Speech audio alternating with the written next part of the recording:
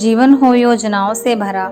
जीवन के किसी भी क्षेत्र में बेहतर राजनीति आपके जीवन को सफल बना सकती है, और यदि कोई योजना या राजनीति नहीं है तो समझो जीवन एक अराजक भविष्य में चला जाएगा जिसके सफल होने की कोई गारंटी नहीं है।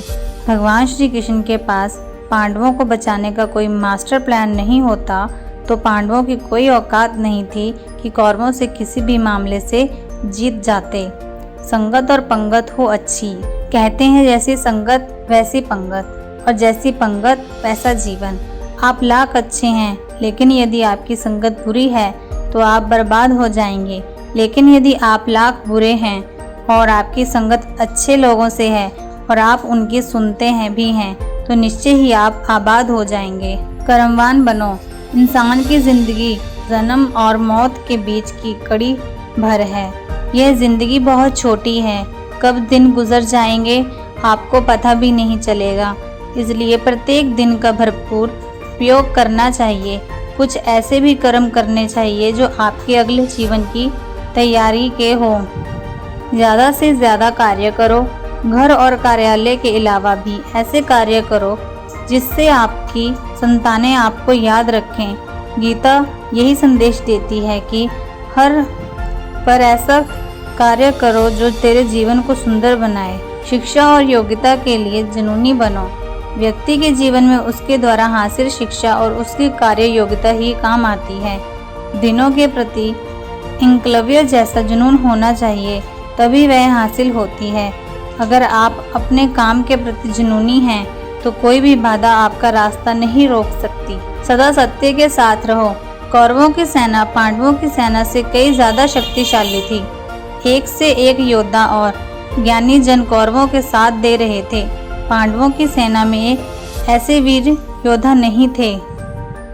कहते हैं कि विजय उसकी नहीं होती जहां लोग ज्यादा हैं, ज्यादा धनवान हैं, बड़े पदाधारी हैं। विजय हमेशा उसकी होती है जहां ईश्वर हैं, और ईश्वर हमेशा वही है जहां सत्य है।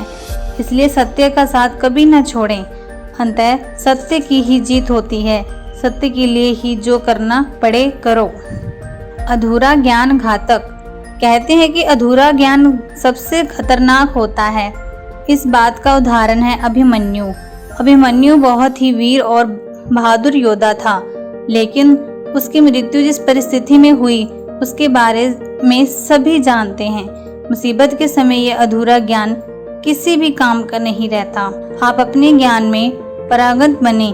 किसी एक विषय में तो दक्षता हासिल होना ही चाहिए। सफर करने में होती है बरकत। एक स्थान से दूसरे स्थान पर जाना या एक स्थान को छोड़कर दूसरे स्थान पर रहने से लाभ ही मिलता है। पांडवों की हस्तिनापुर छोड़कर 2 बार जंगल में रहना पड़ा, और अंत में उनको जब खंडप्रस्थ मिला तो वह वहां चले गए। इसी तरह भगवान श्री कृष्ण को भी कई बार मथुरा को छोड़कर जाना पड़ा, और अंत में वह द्वारिका में बस गए थे। कई बार लोगों को व्यापार या नौकरी के लिए दूसरे शहर या देश में जाना होता है। न्याय की रक्षा जरूरी। न्याय हमेशा उन लोगों के साथ होता है जो शक्तिशाली हैं या जो न्याय पाने के लिए परापन से उत्सुक हैं। जिन्होंने अपने लिए न्याय मांगा है उसके साथ ईश्वर ने न्याय किया भी है। मांगोगे नहीं तो मिलेगा भी नहीं, ये प्रकृति का नियम है। गुरु द्रोणाचार्य ने कर्ण और इंक्लेव के साथ जरूर अन्याय किया था, लेकिन आज दुनिया अर्जुन को सर्वश्रेष्ठ धनुर्धर नहीं मानती, क्योंकि कर्ण और इंक्लेव ने हमेशा न्याय की मांग की, और अंत में आज दुनिया उन्हें श्रेष्ठ धनुर्धर मानती है। महाभारत हमें सिखाती है कि न्याय की रक्षा करना कितना जरूरी है। चिंता, भय और अशांति है मृत्यु का द्वार। किसी भी प्रकार की चिंता करना, मन को अशांत रखना और व्यर्थ के भय को पालते रहने से मृत्यु आसपास ही मंडराने लगती है। मौत तो सभी को आनी है, फिर चिंता किस बात की। कोई पहले मरेगा तो कोई बाद में। चिंता का मुख्य कारण मोह है। जेल खाना, दवा खाना या पागल खाना वह व्यक्ति जाता है जिसने धर्म समस्त या सहमति जीवन नहीं जिया, बहुत महत्वाकांक्षी है, या जिसकी धन और शक्ति के आधार पर रिश्ते बना रखे हैं, या जिसे अपनी संपत्ति की सुरक्षा की चिंता है। महाभारत को पढ़ने से हमें यही शिक्षा मिलती है कि चिंता मुक्त जीवन सबसे बड़ी दौलत है। खुद नहीं बदलोगे तो समाज तुम्हें बदल देगा। जीवन में हमेशा दानी, उदार और दयालु होने से काम नहीं चलता।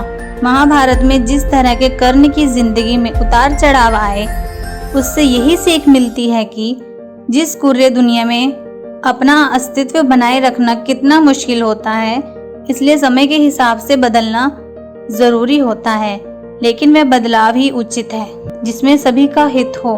कर्ण ने खुद को बदलकर अपने जीवन के लक्ष्य तो हासिल कर लिया, लेकिन वह फिर भी महान नहीं बन सके, क्योंकि उन्होंने अपनी शिक्षा का उपयोग समाज में बदला लेने की भावना से किया।